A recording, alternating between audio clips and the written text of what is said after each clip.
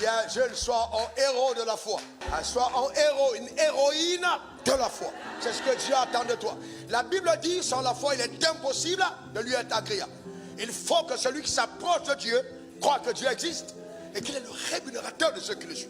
Alors si je dis, pasteur assois, bien.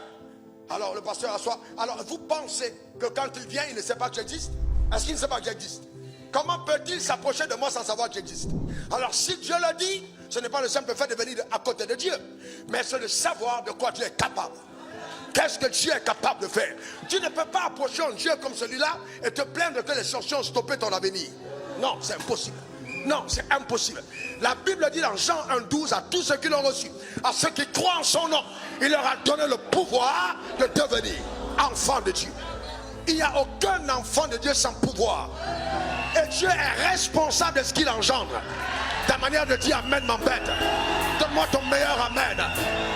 Le problème, c'est que nous donnons à Satan tellement de considération, amen, tellement de droits, amen, illégitimes en ce qui nous concerne. Si celui qui s'approche doit croire que j'existe. Donc tu ne peux pas t'approcher de Dieu et croire que ton avenir se trouve ailleurs. Si tu t'approches de Dieu, la première réaction quand tu es malade, ça devrait être Dieu. Quand tu as besoin de te marier, c'est Dieu. Quand tu penses à ton école, c'est Dieu. Ça devrait être la première réaction. C'est pas regarder ton nom ou ta tante, mais c'est regarder à ton créateur. Que celui qui s'approche de Dieu croit que Dieu existe. S'il y a quelque chose qu'un jeune doit apprendre, c'est la vie par la foi. S'il y a quelque chose qu'on doit donner aux jeunes, c'est la foi. L'apprentissage de la vie par la foi. Pourquoi? Parce que la foi est le seul lien qui te sortira de ton identité factuelle pour te conduire à l'identité prophétique. Donc, c'est la corde, la bouée que Dieu t'envoie pour te donner d'échapper aux réalités présentes et de naviguer vers le rivage de ta destinée. Ça s'appelle la foi.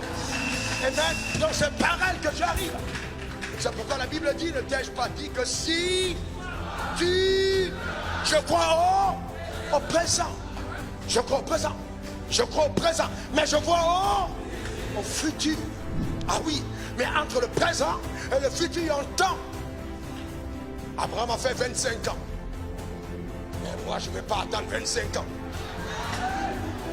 Ta manière de dire amen m'inquiète. Parce qu'au temps d'Abraham, il n'était pas la lumière.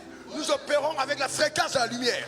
La lumière est la vitesse la plus élevée qu'on connaît dans l'univers. Donc les 25 ans peuvent être raccourcis en 2 semaines et demie. Car ta manière de dire amen m'inquiète.